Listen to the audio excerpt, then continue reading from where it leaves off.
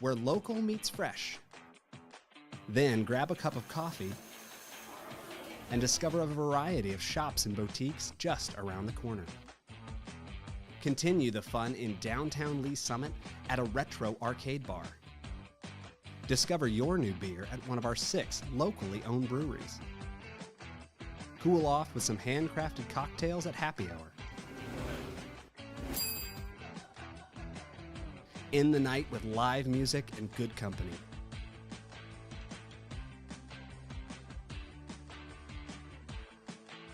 Lee Summit, Missouri.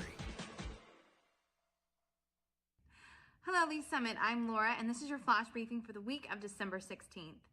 City Council will hold a joint session Tuesday night with the Lee Summit Parks and Rec Board at 6 in Council Chambers and City Hall.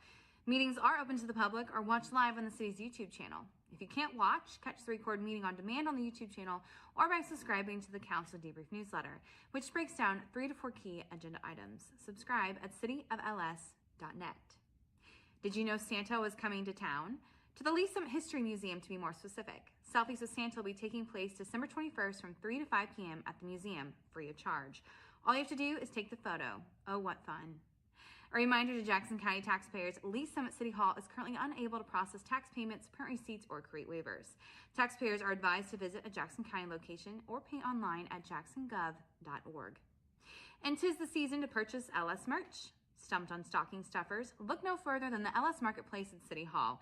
It has great items like Lee Summit branded socks, Tervis tumblers, coasters, and more. Show off your Lee Summit pride. It's open 8 to 5 Monday through Friday.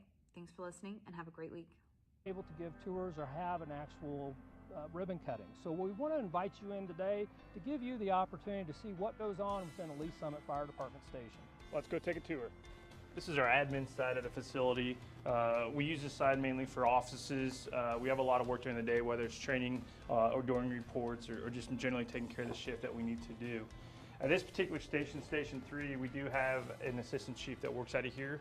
That person has their own office where they need to manage what's going on throughout the day with the shift and staffing, and as well as running calls out of here.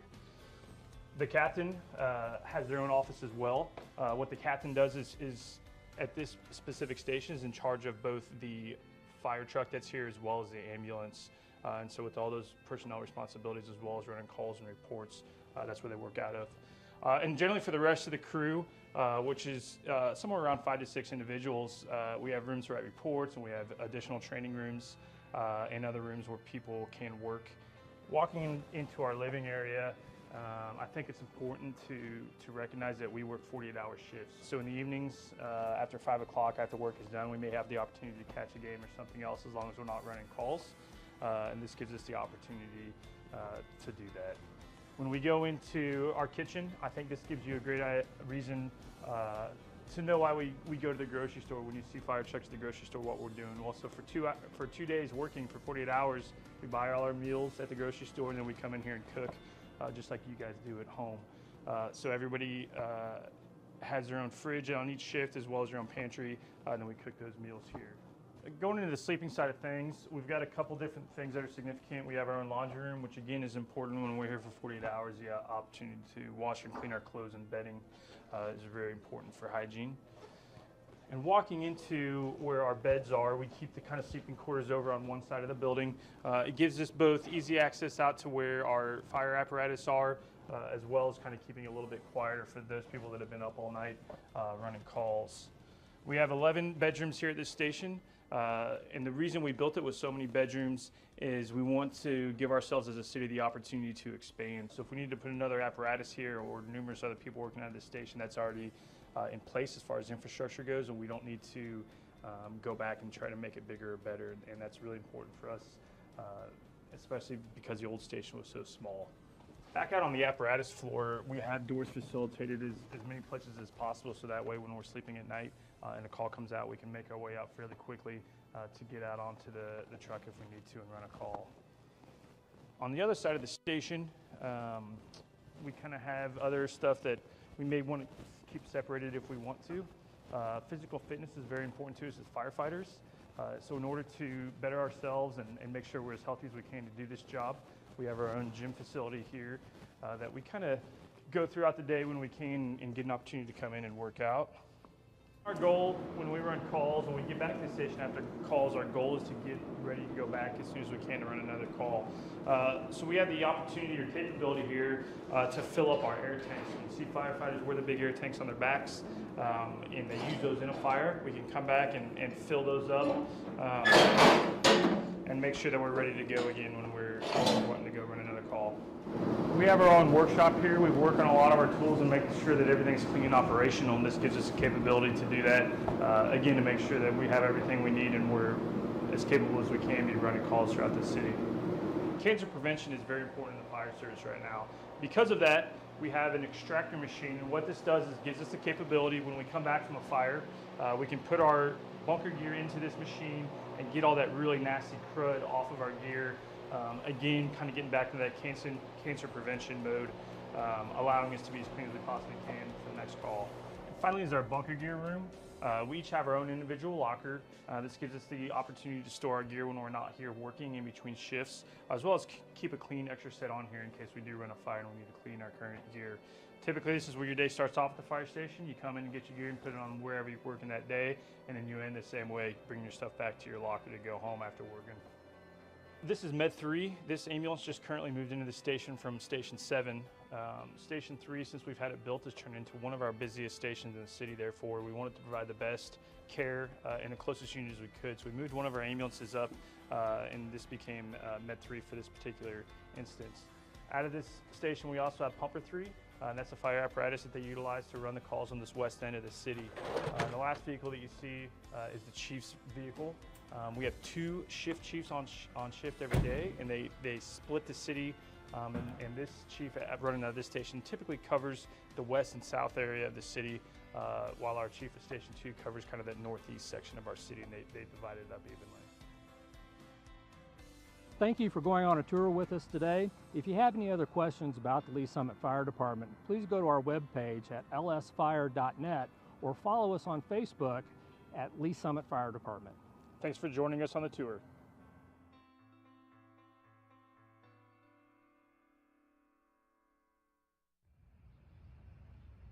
It's member level.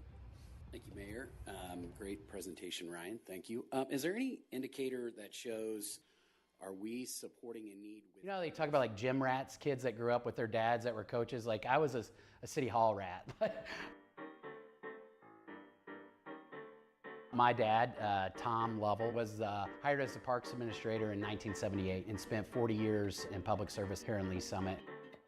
I would go up on the weekends when he was working, and I'd run around and play and do things, and I didn't know what he was doing at the time, but I just knew that was part of our weekend routine some days, was to go up and hang out at City Hall. Being part of a city from a young age to now in my adult life, you reap so many benefits from that. The people you know, you care more for something that you've been a part of. My wife and I knew we wanted to raise a family. Just trying to find a community that we thought we could raise our children in, that was good to me. And it just felt like the right move as we were deciding on a city to come back to.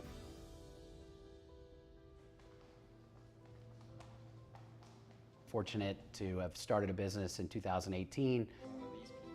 I founded Level Insurance Group, and we are a business insurance brokerage. So we help businesses procure insurance. Decided to throw our flag in the ground here in Lee Summit, and it's grown. I also have this passion for learning and curiosity, and I started a podcast series. So I really enjoy this opportunity where I sit down with business owners and tell their story and get this out to other people in hopes that maybe it betters their life and gives them some inspiration. It's going to be a really exciting time, and obviously this city is in my blood. My dad's been a part of it for a long time, so I'm really excited. Thank you all. A lot of people would say I was crazy, right? So why do you throw your hand up and subject yourself to going into city politics? I think, especially as I've gotten older, I just felt, maybe a civic duty, like a responsibility to say, hey, this city's been great to me. Here's a way that I can give back and take some of my skills and put them to work for the people of this city. I wanted to bring a different, maybe way of thinking and take some of my business acumen and see areas that it may apply to how we develop and grow this community and just give a different perspective. One of our biggest challenges, but also one of our biggest opportunities, is how do we develop and grow this community? We don't want to grow too fast, but we want to grow at a pace that helps support, who and what we are as a community. So, we've got a lot of opportunities, whether that be through development or parks. We've got a lot of land coming on board. So I just think it's important, it's a challenge, but it's also our greatest opportunity. And so we just got to be smart how we do that. It's just asking some different questions. I'm one that I'm not contrarian for contrarian's sake. What I am is someone will tell me something, and then I want to get to that position with them by just asking thoughtful questions along the way.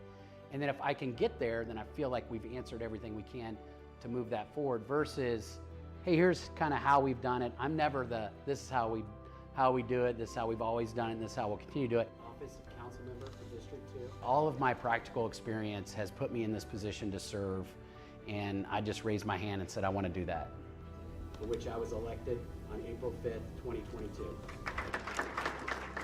I feel this obligation to carry this legacy that my dad did, my family did, and then giving my kids an environment to grow up in that makes them want to come back.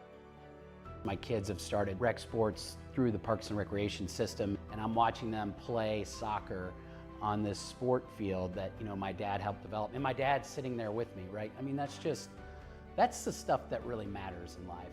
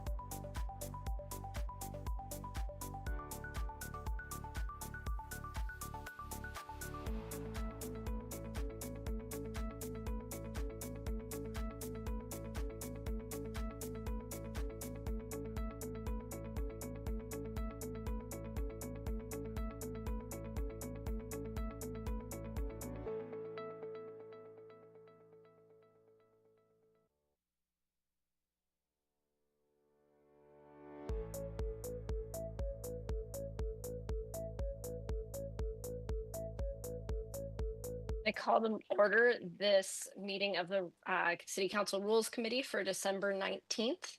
Can we get a roll call, please? Chairperson Shields, Here. Councilmember Carlisle, She said she might not be able to join because of a work meeting that came up. Councilmember Rader, Present. Councilmember Hodges. Here. Okay. Next item is approval of the agenda.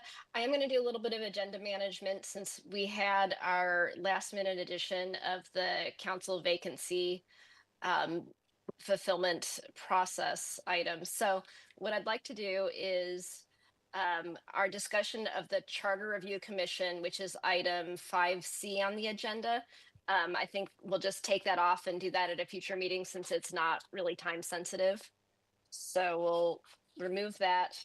So, and then we'll move up the discussion of the vacancy filling process to do right after the boards and commissions, which I think will be a pretty short discussion.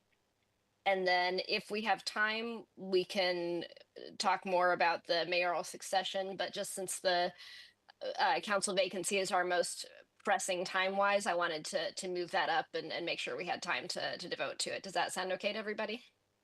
Yes. Okay. Agreed. All right.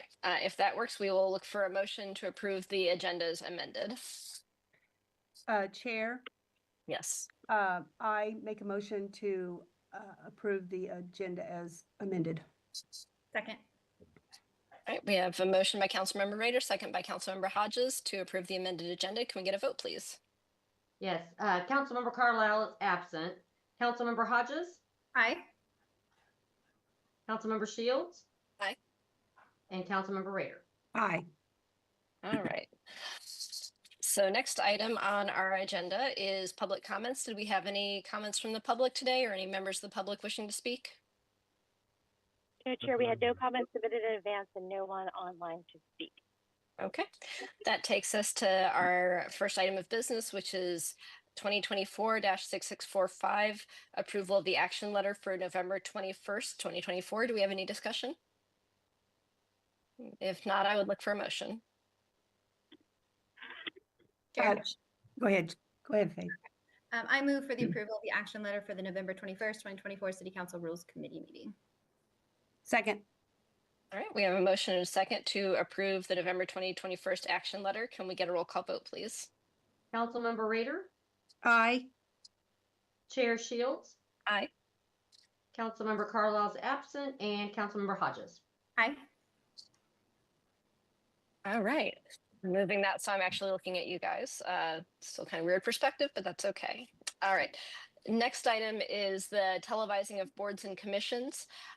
So I believe we discussed this pretty thoroughly at our last meeting, and I looked at the draft ordinance that Mr. Head put together, and I believe it reflects our previous discussion. Do we want to discuss this further or just move to recommend it to council? Any discussion here?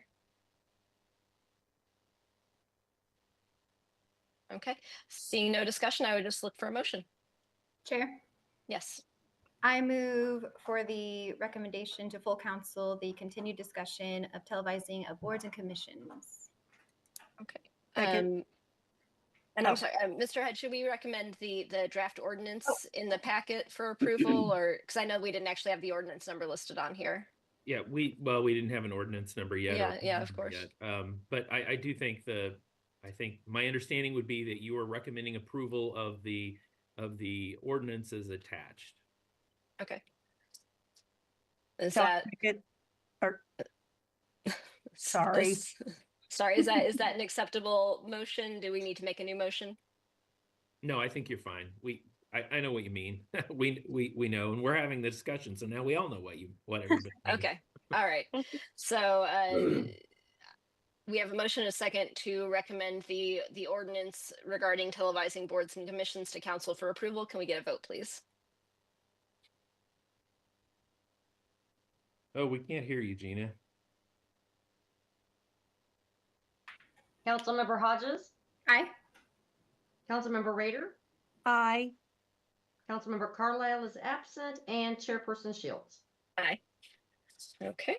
So this item will probably not be on the council agenda until probably the 21st of January, because you have the 7th, which is already an extremely full meeting, and we're not adding to that. And then the 14th is your combined meeting with Parks, and so it'll probably be the 21st when you'll see this on council. Okay. Thank you, Mr. Head.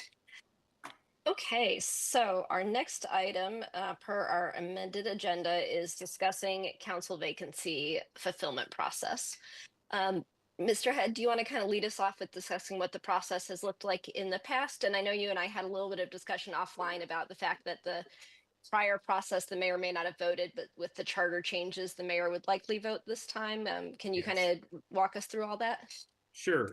In the past, essentially what happened was, kind of in a nutshell, the city council and mayor through the clerk's office would publish a notice that there was a that there was a vacancy.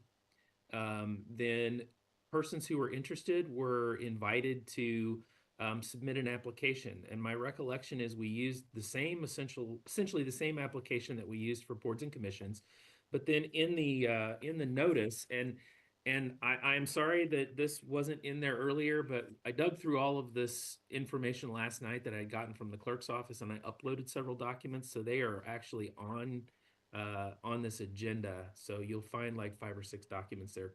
I think Crystal maybe had something to comment on. Yeah, I'm so sorry. I apologize. I'm in my car. I don't have all the Zoom tools available. Brian, the application they use is the same application we have them fill out when they file for office regularly, so that we get all of their prior legal information. And it does state things like, I'm a qualified voter, I'm a resident for the city. So we probably still have to use this document because it is the same one they would fill out for, that you all have filled out for an election. So they did that, and then there was a hearing held, or not really a hearing, but they were invited to a special meeting, and they came in and they were able to make a statement on their own behalf. Council members were allowed to answer questions, and then ultimately the council simply did hold a vote. Now, exactly what procedure the council ultimately used, I don't precisely remember. It's been a while, and I didn't find any real good guidance on that anywhere in the documents that I reviewed. So the process, unfortunately, is not defined by the charter. Back in 2019, it appears, and I had forgotten this, but it appears that we had started working on a rule that through Rules Committee that would have sort of codified how this process would work. And I don't know what the reason was, but ultimately it just didn't go anywhere. So I'm not sure. I don't remember what happened with that at all, and I didn't find any real reference to what happened. The Chair Shields mentioned that there was there's a little difference now than we had in 2017, the last time we did this. So in 2017, there were a whole series of charter amendments that were approved. One of those amendments that would have been approved in April of that year was to essentially take away the mayoral veto, but then require the mayor to vote on all ordinances and resolutions and allow the mayor to vote on all other items. So, but that provision did not take effect during the term of the then current mayor, Randy Rhodes. And Randy was mayor for basically another year. So those rules they were not in effect in May of 2017 when the vote to fill the vacancy was taken. So it only required 4 votes because we only had 7 council members and the mayor. This time, however, we have the charter provision that says that the mayor may vote on all other items. So it does say under the mayoral powers, the mayor may vote on all other items. So I believe this time the mayor can vote. So it would require just the standard 5-vote majority in order to appoint someone. One of the procedures that we had, and I know where this came from because I did something similar to this a long time ago with regard to when I was city attorney in Joplin. Joplin has a parliamentary system, and they elect 9 council members. They have 4 zone council members and 5 at-large council members. And then amongst that number, on the very first night, they elect a mayor and a mayor pro tem from their number. And some of the process that I see that I've written into this resolution that we worked on was that. It was things like you hold a vote and then, if someone who only receives 1 or 2 votes drops out so that you only have 2 candidates and so on, so that you actually get to a majority of vote over time.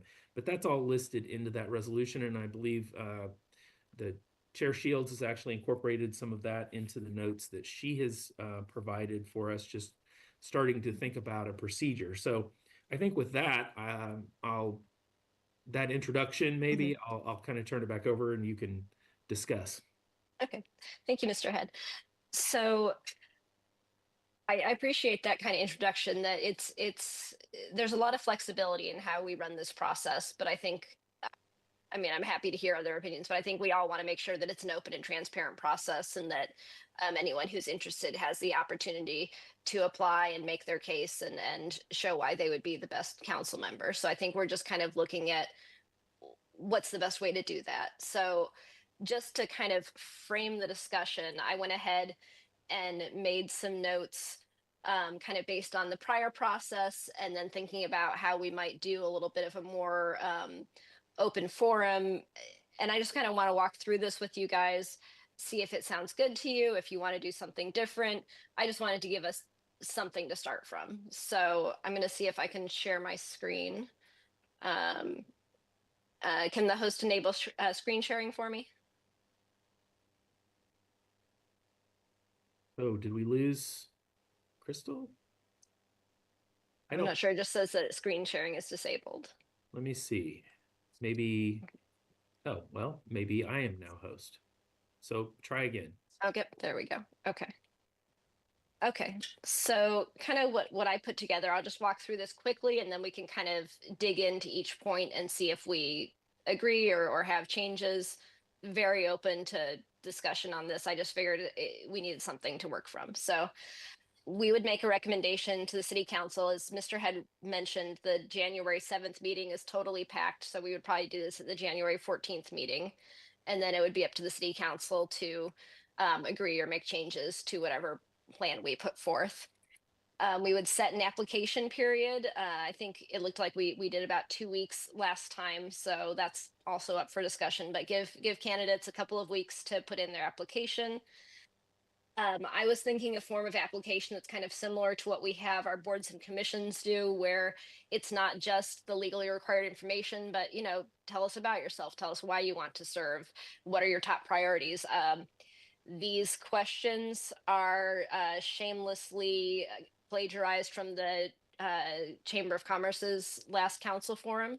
So I kind of edited them down a little bit, but just kind of, I think, good information to have for the council members to review before we do an actual in-person screening process. And then we would set a public meeting date. I took this 7 to 30 day period from the prior process, but that's open for discussion as well. And what I was thinking would work well would be to have something kind of similar to a chamber forum, where council members could submit questions in advance, and then we would go through the candidates, have them each answer the questions, have time for council follow-up and an opening and closing statement. And then after, you know, some additional discussion and questions from the council, then have a voting process where a council member or the mayor could nominate someone. We, you know, until nominations are, until everybody's had a chance to nominate whoever they think is good, and then we would vote. And if no one gets at least that 5 vote majority, then the lowest vote number person would drop out, and we would vote again until we get to a point where somebody has that majority. So again, this is just kind of something to start from. Do we want to walk through this kind of step by step? Do you have general thoughts or comments? Where are you guys at with this? What do you think would work best? Chair Shield? Yes. Okay, I would like to go through the, under the application period, January 5th. I would like to go through this form of application and the points that you, the sample questions that you wrote, because I know you ran through this quickly and okay. So I'd just like to go through these questions if it's okay with Councilmember Hodges, and vet those out a little bit, just to make sure if we all think that those are adequate or yeah. And so I'll start with saying I put in here that we would include all the eligibility questions that were kind of mentioned by Mr. Head to make sure that they're a qualified voter of their district for the appropriate period of time and that kind of thing. And then these would be their written questions in their application, and then we would get to ask them additional questions in person. And so I can run through these, and then you guys can tell me, do you like them, don't like them, think there's other things. Again, I just basically cribbed these from the chamber because I think that they do a good job on their candidate materials that they put out every year, so, or every election. So, you know, what compelled you to run for the city council? What are your top 3 issues of concerns as a candidate? The next city council will have the opportunity to play a key role in the city's major economic development projects. What are your thoughts on the incentive policies that have been adopted?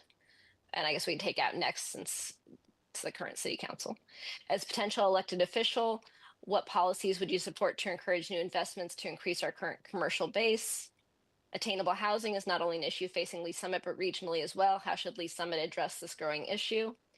What steps should Lee Summit take to properly prepare for the 2026 World Cup? And what type of community engagement organizations or public service positions have you been a part of or involved in?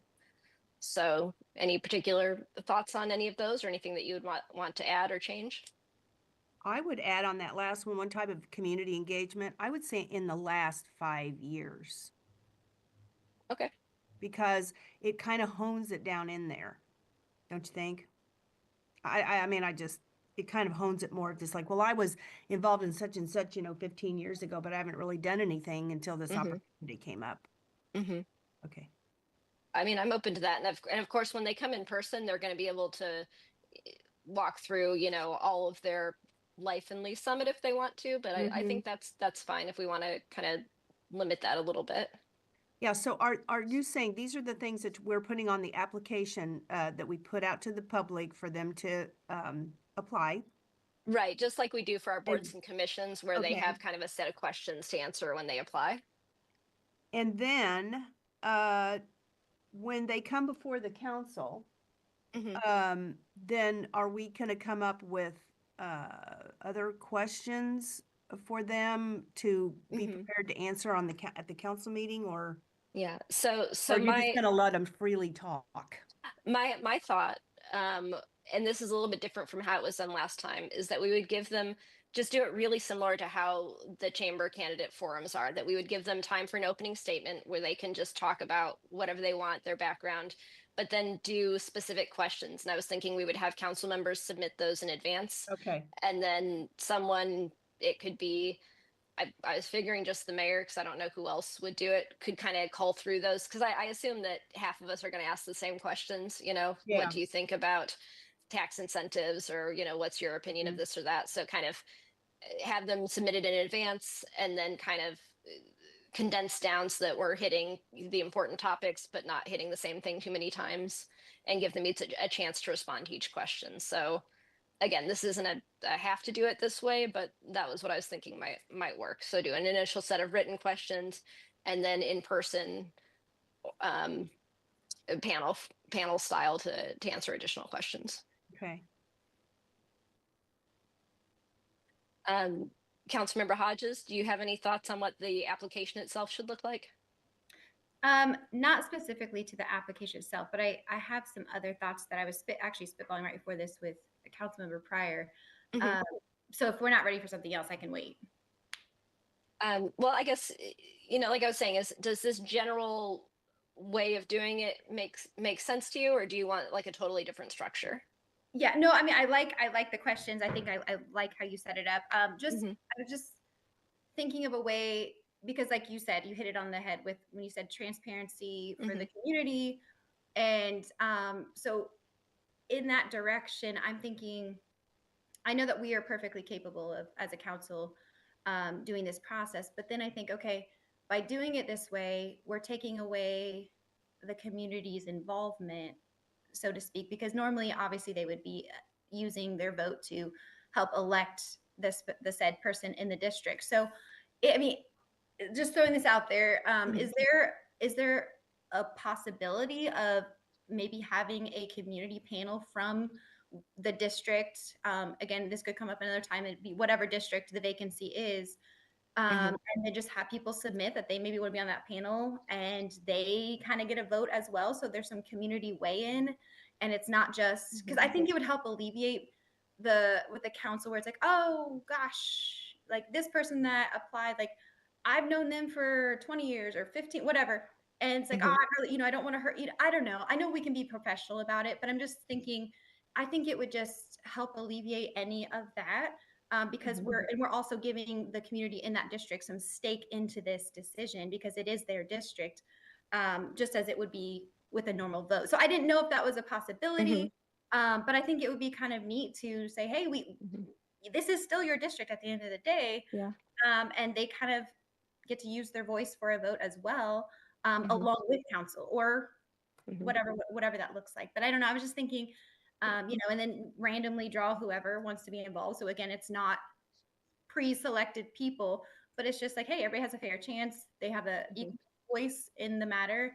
And it would just, I don't know, I thought transparency, it would just be a way to show that, you know what, we're not taking your voice or vote away by this process, but they still get some stake in because it is, at the end of the day, still their district. No, those are really interesting thoughts. I'm not sure what the logistics of that would look like, or if it's possible to put that in place quickly. Like I don't want it to be an open seat for too long either. What would you feel in this instance, like including a time for public comments that any members of the district or any supporters of any particular person could have, just like we do at other council meetings, have a few minutes to come up and speak? Do you think something like that would help folks to feel engaged and to be engaged and be heard, or do you want a more formal panel process?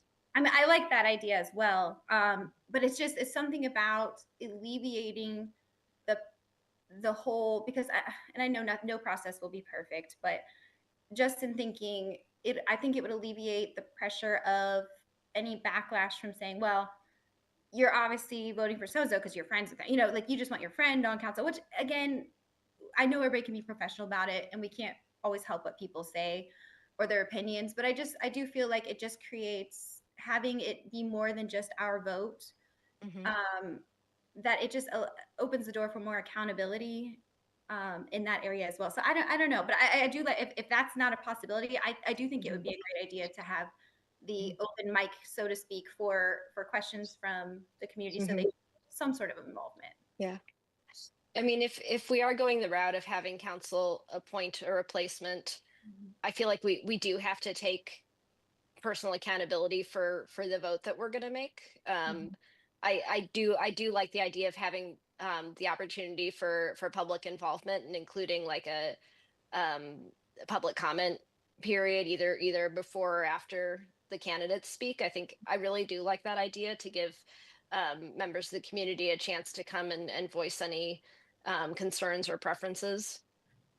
I don't know if it's possible to put in place a much larger process than that, and I don't know because I don't think that under the charter that we could give anyone who's not on the council a vote. Like, I don't think that we could have a committee actually offer a vote. So Mr. Head, correct me if I'm wrong, but I think it says pretty specifically in the charter that the remaining members of the council vote on this. Yeah, it has to be ultimately chosen by the council. And one thing to remember also is this person's only going to serve for a year. Yeah, that was what I was also going to ask. When would this term expire? They will only serve until, this individual will only serve until the next regular municipal election, which will be in 2026. So this appointment will occur in probably February, maybe early March 2025, whenever the timing works out. But then the person would have to run, there could be multiple people running to fill the remaining 2 years of the term. So this person, if they want to run, then would have to be elected then for the second half of the term. Okay. Chair Shields. Yes. I like Councilmember Hodges' idea. I think it is a good idea. Now, if we were to do that, I think we need to really streamline it, for lack of a better way of putting it. So you said, Chair Shields, you said, so say for instance, they put in their, okay, we put it out there, make your, apply for the job. Then we make those applications, not the applications, but the candidates, the name of the candidates public. These are the people that want to come on board. Then at that, we maybe do it all at that same meeting when we're selecting those candidates. That anybody that wants to speak on anyone's behalf could at that time say that. So you put it out there. You put it out there to the public to let them know that you can have a voice here. I mean, ultimately, we have to make that decision, of course, and they need to understand that. But we will actually, and as always, we will listen to what they have to say and consider their thoughts and opinions. So I'm supposing if that we wanted to go that route, it could just be a quick. And would this be a special meeting that we would hold, or would this just be a regular council meeting? What's your thoughts on that? I was assuming it would be a special meeting so that we could just devote an entire meeting to that, but I think that would probably be up to the mayor or the full council. I don't know that it's totally up to us, but we can recommend a special meeting. So if we make we're going to make a decision here of what we think it should be. It's going to go back to the council. They're going to say, yeah, we love it, or no, we don't like parts of it, right? Right. So we're working on a recommendation that we'll send to council, and then it's up to them to say, yes, this is the process that we'll use. Okay. Yeah. So I'm adding in the public meeting section a public comment period to, and do we want to limit the amount of time for that? And we'll kind of walk through all these timelines here in a minute. Yeah. I think yes, we absolutely have to limit. So if they're going to, if a group of people is going to come and speak on behalf of someone, then it needs to be one spokesperson for that individual. Yeah, I think I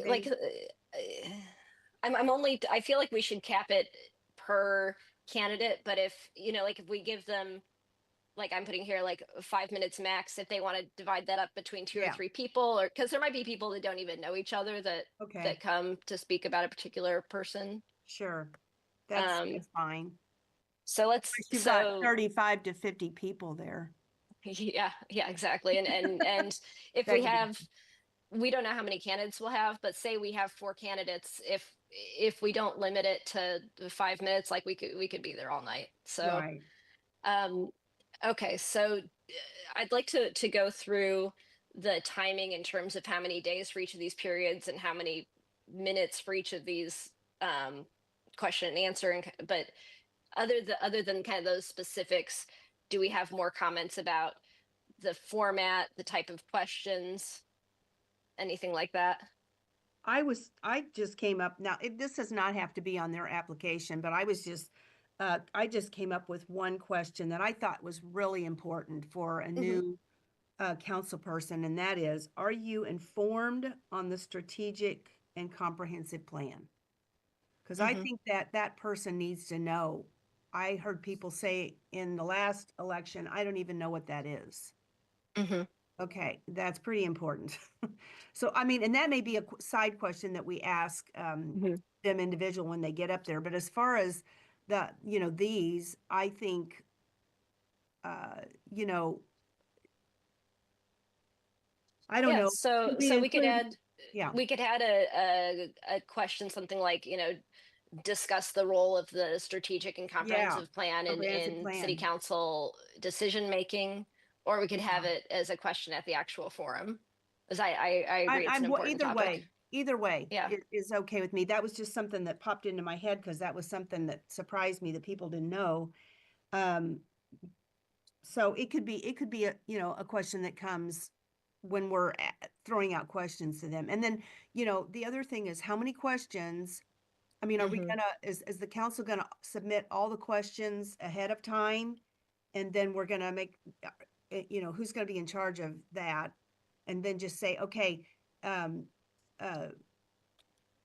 Chair Shields, you submitted this same question.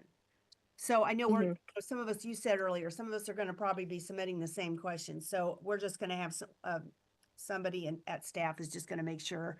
And then we have to have a time frame by which we submit those questions that we're going to be asking once we're in front of those candidates. So, okay. So are there any other questions? Yeah, it does. let's see. I'm just trying to keep everything straight in my head. So we've talked about when we would go, the application period, the application questions. Are there any other questions we want to add for the written application? It's fine if the answer is no. Like, I think this is a pretty good number of essays for them to write. Yeah, I wouldn't have Okay. any additional ones. Okay. So we would recommend a special session sometime after the application period closes. So just because I don't know who else would do it, I would think the mayor would moderate it just like he does at our public hearings. And then opening statements, questions. So I was thinking we'd have council members submit those and then have the mayor review and consolidate them. So if you have 5 questions about trash hauling or incentives, to kind of condense those down into one or 2 questions. Do we want to set a maximum number of questions? I feel like Yes. this is definitely something that can go super long. Definitely. So if we're thinking each person, do we want to give a minute per candidate to answer questions, 2 minutes? I mean, I feel like it's hard to answer that briefly, but also we have to. So Okay, so you 1 minute per question or 1 minute total? so I was thinking each candidate would get 1 minute to answer the question, up to 1 minute. I think that's sufficient, especially if they know the guidelines, which I think we need to provide these guidelines for them so they know what they're to expect. Yeah, for sure. So they can get prepared that whatever it is that they're going to, we may have a question that they aren't prepared to answer, but it's just like they know that whatever that may be, they got to be quick on their feet and get themselves up to snuff with, and be able to answer in 1 minute. Because again, otherwise we'll be there till Kingdom Chair. Come. Councilmember Hodges, yeah, please. What is the normal time? I'm trying to think back to how the chamber does it. How much time do they give to answer those questions? I can't remember. Yeah, I was trying to remember, and I actually emailed Matt Barrett over at the chamber to ask him, but I haven't heard back. So I just don't remember off the top of my head. I feel like whatever that was, it felt sufficient. Sometimes it felt too much because you're like, oh, but then sometimes it felt like, okay, it was just right because you got to sum it up real quick in just enough time to get enough info out. Yeah. We could split the difference and make it 90 seconds. Okay, Councilmember Hodges, I think it was 1 minute, as I remember. It was 1 minute, and then we had 2 minutes for opening and 2 minutes for closing, and then it was 1 minute to answer. Because I did it like a few months ago. It wasn't long ago. So if we give each person 1 minute, so you've got the time to ask the question, the time to answer, the time to move on to the next candidate. Assume that we're going to have 3 or 4 candidates. So we're probably talking 5 to 10 minutes per question that we're going to spend. And I would probably err on the longer side because people will go long and there'll be follow-ups. And so do we want to limit this to 6 questions to give like a good hour plus for that time, plus opening and closing and council follow-up questions? So I have a question. Or more.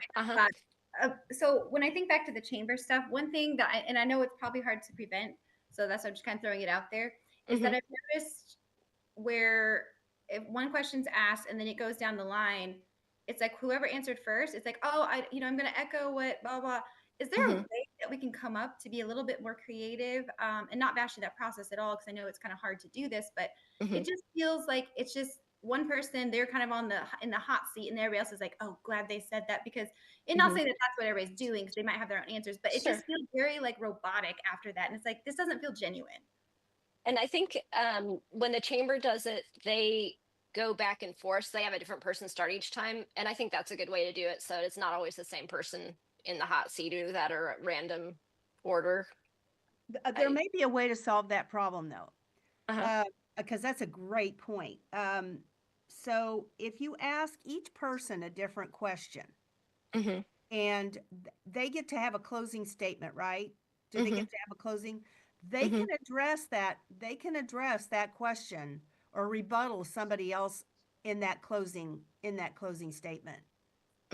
So that way it would be a lot more, I think it would be a lot more informative because you wouldn't be able to say, oh yeah, I feel that same way. And so if they each had different questions and then we tell them, if there's anything else you want to talk about that was discussed here, you got that, you can do that in your closing statement. Yeah. I guess I like the idea of asking the same questions because I feel like it gives you a chance to compare and contrast the candidates. And I feel like if a candidate, I think they should be trying to differentiate themselves to say how they're different because at the end of the day, um, I suspect, I don't know who's going to apply for sure, but I suspect that we're going to have multiple people that are all very qualified and it's going to be up to them to show where they think differently from each other and what they would each bring. So I feel like there's something really valuable in having them each answer the same set of questions, but if you guys disagree, we can change it. No, I think that's fine. That's fine. Yeah, Okay. yeah, I'm not going to die on the sword in that one. No worries. I mean, there's no right or wrong answer to all of this. Like we're just trying to find a way to get good information and make a good decision. So Exactly. so does a maximum of 6 questions sound about right? I feel like that's probably about what the forums usually are because you've got so many folks that have to answer, but more or less. Mm-hmm. Would say yes. Yeah, I think that's fine. Okay. And then a 2-minute closing statement. Yes. Yeah. Okay. And then additional questions and discussion by council. I put in 15 minutes here, but that's just a placeholder. How long do we think we should give folks to talk and ask follow-up questions and that kind of thing? Well, it's probably going to be more, we're kind of talky on the dais sometimes. So I know. I would say I would put a limit on it, but then I would be flexible, don't you? Yeah. I would say not an hour. 30 minutes, 15, 20. Yeah, I'd say 30 minutes, and then maybe we won't use that much time. But then we'll do everything right there on the dais. We will make that decision in front of everybody, correct? Yes, that's the idea. And we'll get down to the voting in just a second. Okay. Public comment, which we kind of discussed. Do we want to have that? It might make the most sense to have that after the candidates speak and before we go into the council discussion so that if there are public questions that the council members want to follow up on, that they have a chance to. Does that sound like a good idea? So let's move this down. Yep, agreed. Okay. So we'll have, after closing statements, we'll have public comments, 1 minute per person or 5 minutes per candidate. How do we want to split that up? I don't think we better do it per person. Do you? So 5 minutes per candidate and they can choose how to split it up? What do you think? So if a public commenter is asking a question, would not every single candidate answer that? Or how are we? I guess I'm confused on that part. Is it just okay? No, that's a good question. Because I was thinking of folks that are just coming to support one candidate or another, but if there's just a general question, we could break that up. Public comment, general questions.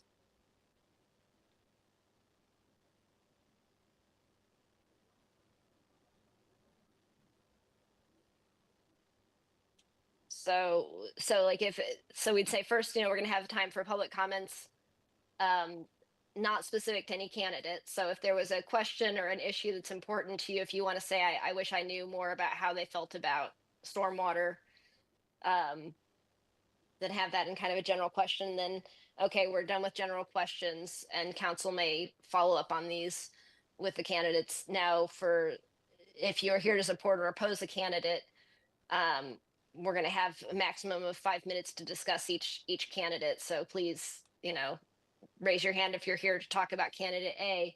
Okay, can you guys select I don't know. What do you guys think? I want to be open and yeah. So I have a question. I was just thinking to public comments. Are we allowing people to show up? Because say there's somebody in D4 that's very strong. I guess it doesn't have to be just D4. I guess really anywhere in the community who is in strong support of a candidate. Are we allowing them to basically take their minute to say, this is why you should vote for a candidate, or is this questions only? I guess I was thinking it would be public comment because how you said, Councilmember Hodges, that you want folks from the district to be able to say how they feel, that this is their chance to give their input before the council votes. Okay, perfect. So we could have a general and questions, max 1 minute per person.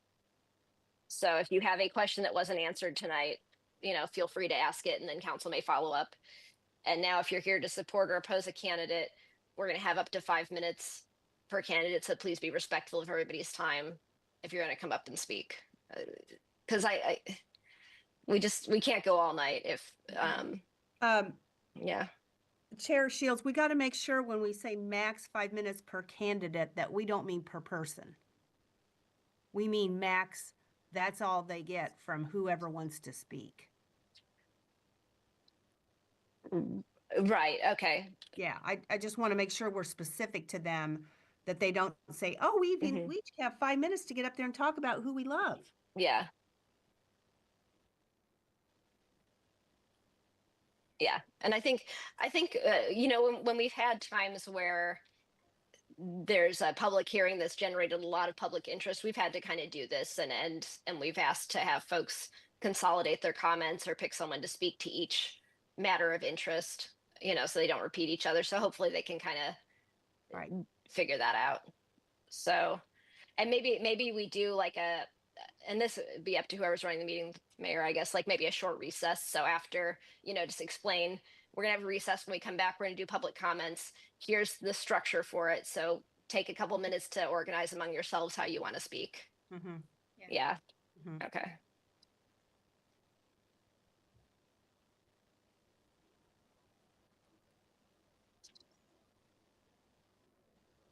I think it's really important is to be very specific, especially if if we have the public is there, so they are clear as can be as to exactly what the process is and you know why we are you know, inviting them and allowing them to speak, because we've never, I don't believe we've ever done that before.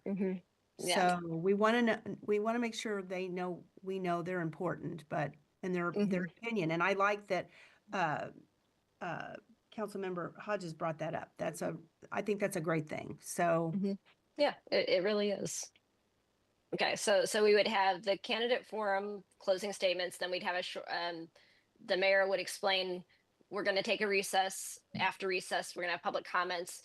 Each, you know, you can ask general questions, but then we'll have up to 5 minutes for folks who are supporting a particular candidate to make their case. So during this recess, please figure out who's going to speak and how you're going to split up that time. So, and you know, I'm not even going to say oppose, because yeah, hopefully folks can just keep things positive. Right. Let's not do oppose. Yeah. Agreed. And then after the public comments, we can have additional questions or discussion by council. So if there was something brought up in those comments that we want to follow up on, or something that came up during the forum that we want more clarity on, council members can ask. We'll try to limit that to 30 minutes. And then we'd move on to voting. Everything up until this point sound okay? Any comments before we get into the actual voting process? So, okay, sorry, I'm trying to catch on the screen. So did you say before, so I know we're taking a break to give people a chance to think about how they're going to ask questions. And so are we going to have a short recess before the vote? So that way it kind of gives us a break to be like, okay, let me just kind of, so that way just so it doesn't feel rushed. That way we can just take everything in, take a few minutes, just like, okay, I'm going to think about it on this break, and then I'm ready to, you know, just so it doesn't feel like, like we're going straight into a vote. I mean, I don't know. Yeah, I think that's fine. Okay. I mean, and again, like at the end of the day, it'll be the mayor who's running the meeting who says when we take breaks and whatever, but I think it's good to recommend. So, okay. So then any other comments of the process up to this point? Hearing none. So then voting. So it looks like how this was done in the past is that council members would offer nominations. They'd say, I'm supporting John Smith and I'd like to nominate him. Are there any further nominations? Well, I'm supporting Mary Jones. Okay. Any further nominations? Okay, nominations are closed. And then, you know, first council member, who do you vote for? And they just go down the list and everybody would name the candidate they like. And if you have anyone that's already got a majority of 5 votes, then you're done. If not, then I believe in the past they said just the top 2 vote getters would remain. I was thinking we would just say whoever had the least votes would drop out, and then we would do it again until we get to that point, but that's kind of for discussion. So you just keep repeating that process until you get to where you have someone who has at least 5 votes. And we would do that publicly, verbally at the dais. Thoughts on that process? I'm okay with eliminating, like you said, the lowest vote and then reconvene on a new vote for who's left, and then just eliminate by that way. Kind of like a round robin. Yeah, exactly. So especially if we have two very similar candidates, that they aren't splitting the vote. I mean, we know how this works, right? So does that sound acceptable? I think so. Okay.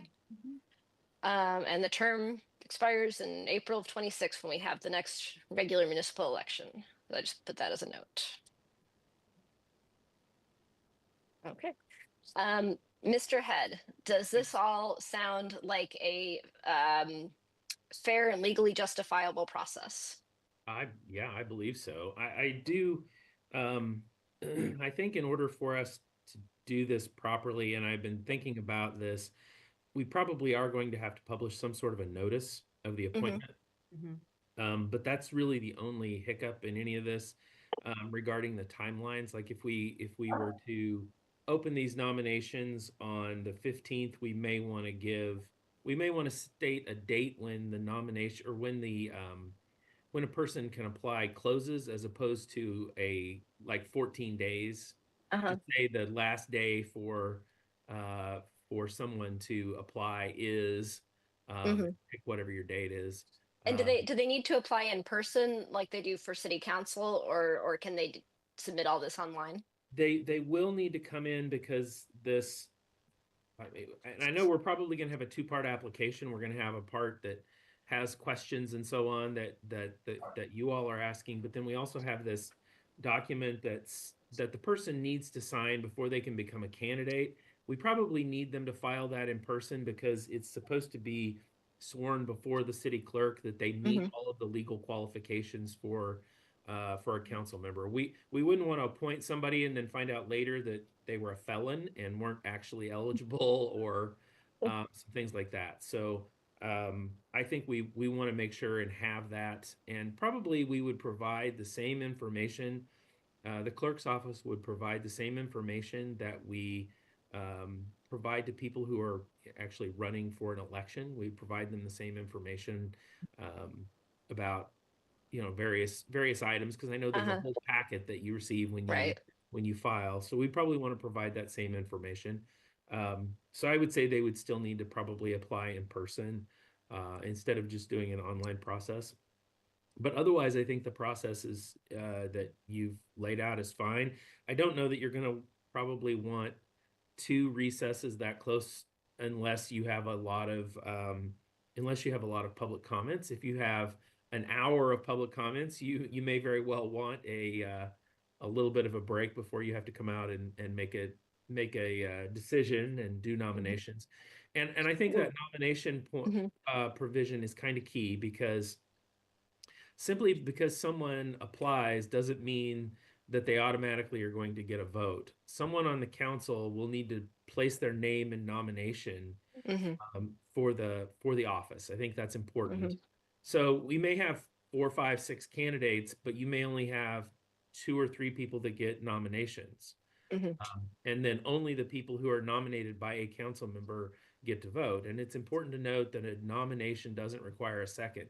So, 2 council members do not have to agree that that person is worthy of a nomination. It's in the opinion of a single council member. Okay. So let's walk through a couple of things real quick. The application period. Do we want to do 2 weeks?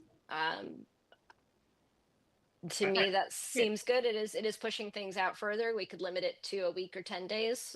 Any thoughts there? I would set it to a date certain as opposed to a number of days. Understood. Can I ask about that? So, okay. So you mentioned, Mr. Head, you mentioned that we're going to publicly, if we're going to, there has to be a time frame for them to get in the application, and then is there a same time? Is it under the same time frame that we contact the public and let them know that this is when it's going to be?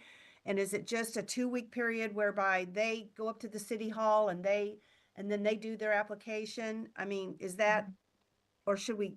So we would make a public announcement at this meeting, and we would also publish it the way that we do notification for other matters, it sounds like. And Mr. Head, correct me if I'm missing this. And we would say publicly, we're announcing we're publishing, applications shall be open and immediately and ending on a date certain of January 29th, whatever we decide. And then once that closes, then the council members will get all the applications to review. And I don't know that we need to say when the public meeting date will be at that time, because we may, I assume we'll probably need to poll all the council members on when everybody's available, but we'll give public notice of that meeting like we do for all of our meetings and special sessions. Mr. Head, is that all? Well, what we did last time was we did actually post what the meeting date was. We posted, that was part of the public notice that we did in fact publish. So the last time, and I don't remember exactly when this was, this one just says candidates can file between April 24th,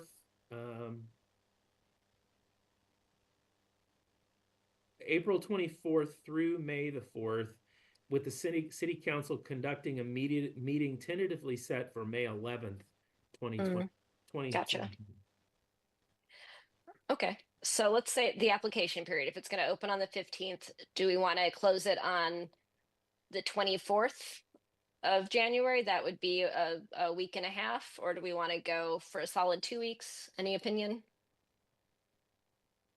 I think a lot of people are aware of this and know that they've already, I don't know, I know the rest of you, all of you have been talking to other people. So we all have. So it's just, I think these people know, I mean, that's 2 weeks from what, 2 weeks from now to even start. So I think we could tighten that up a little bit. Okay. The 22nd or 24th, does anyone have a preference? 22nd sounds good to me if it's good with Councilmember Hodges. I'm good with that. Okay. And Chairman? then, yes. Can I ask for a clarification? So that time period, I believe, crosses a city holiday. So are you guys okay in the announcement that we make it clear that applications are Monday through Friday, 8 to 5, excluding city holidays? Because like last year, because of the clerk and state law, like myself and the city clerk had to work the day after Christmas, even though it's a holiday, because the state law doesn't have that clarification. And I hate to have to ask staff to work again on a holiday this year because they don't get to make their holiday up another day. They just lose it. So yeah, no, I understand. It's MLK Day. So again, I feel like everybody who wants to do this knows they want to do it, and we'll be able to find the time. Are we good with that? January 15th to 22nd, excluding the 20th, which is a public holiday? Yes. Okay. And I will type that in just a second. My computer is, of course, choosing this moment to freeze up. Okay. And then a public meeting.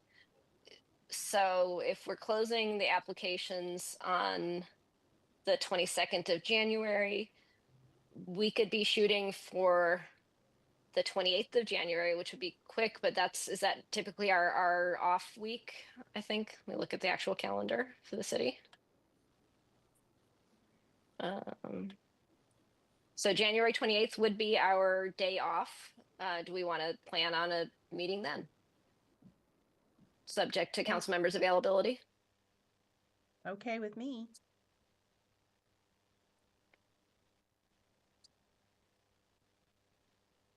Okay.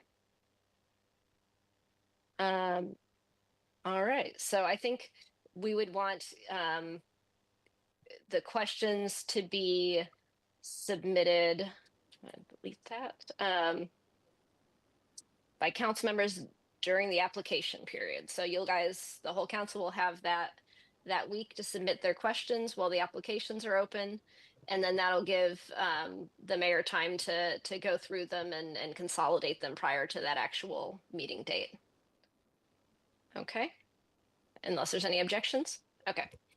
The other things, so we're good with the 2-minute opening statement. We're good with the 1-minute answers, maximum of 6 questions, 2 minutes per candidate. Okay, I think Does anyone have any other comments? I feel like we've kind of gone through all the dates and times and specifics.